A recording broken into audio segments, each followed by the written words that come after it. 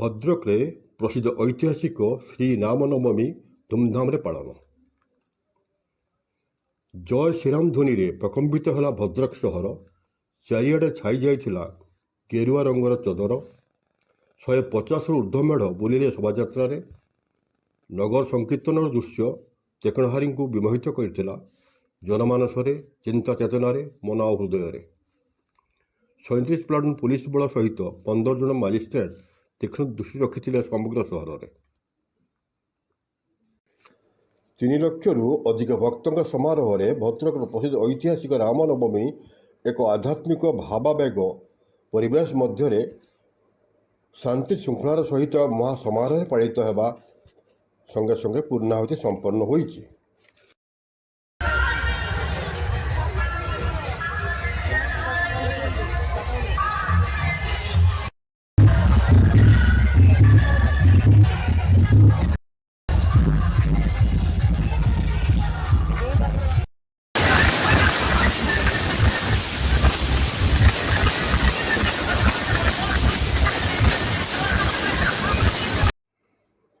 ଆକର୍ଷଣୀୟ ତୋରଣ ଓ ଆଲୋକସଜ୍ଜା, ପାରମ୍ପରିକ ବାଦ୍ୟ ଓ ନୃତ୍ୟର ତାଳେ ତାଳେ ପ୍ରଭୁ ଶ୍ରୀରାମ, ମାତା ସୀତା, ମହାବୀର ହନୁମାନ, ମା କାଳୀ, ମା ଦୁର୍ଗା, ଶିବ, ଜଗନ୍ନାଥ ଆଦି ବିଭିନ୍ନ ମେଢ଼ ଏଥିରେ ସାମିଲ ହୋଇଥିଲେ।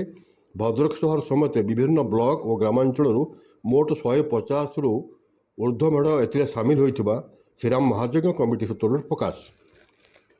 ସେହିପରି ଅପରାହ୍ନ 3ଟାରୁ ଆରମ୍ଭ ହୋଇଥିବା ନଗର ସଂକୀର୍ତ୍ତନ ସହରର ବଙ୍କସାହି, ଗେଲପୁର, ସନ୍ତିଆ, ଜଗନ୍ନାଥପୁର, ବାଗୁରାଇ ପ୍ରଭୃତି ପ୍ରାୟ 50ରୁ ଉର୍ଦ୍ଧ୍ୱ ସଂକୀର୍ତ୍ତନ ମଣ୍ଡଳୀ ଏଥିରେ ସାମିଲ ହୋଇଥିଲେ।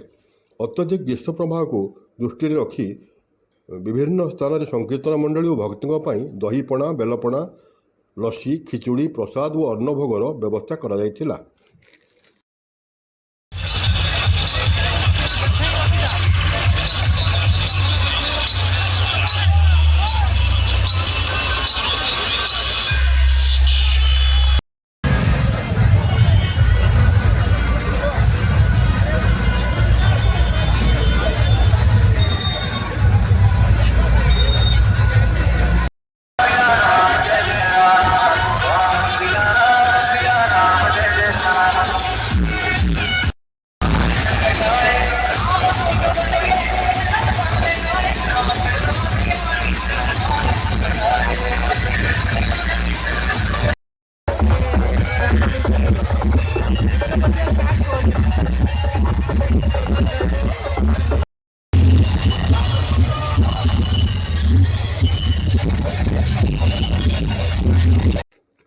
ଶାନ୍ତି ଶୃଙ୍ଖଳା ରକ୍ଷା ପାଇଁ 37 ପ୍ଲାଟୁନ ପୁଲିସ ବଳ, 2 ପ୍ଲାଟୁନ BFF ଯବାନ ଓ 1 ପ୍ଲାଟୁନ CRPF ଯବାନ ମୁତୟନ ଥିବା ବେଳେ 250ରୁ ଅଧିକ ପୁଲିସ ପଦାଧିକାରୀଙ୍କୁ ବିଭିନ୍ନ ଛକରେ ମୁତୟନ କରାଯାଇଥିବାର ଆରକ୍ଷୀ ଅଧୀକ୍ଷକ ବରୁଣ ଗୁଣ୍ଡପାଲି ପ୍ରକାଶ କରିଛନ୍ତି।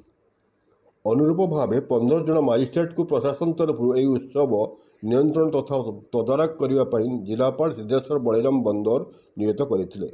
ଏଥିପୂର୍ବରୁ ଫ୍ଲାଗ ମାର୍ଚ୍ଚ ମଧ୍ୟ କରାଯାଇଥିଲା।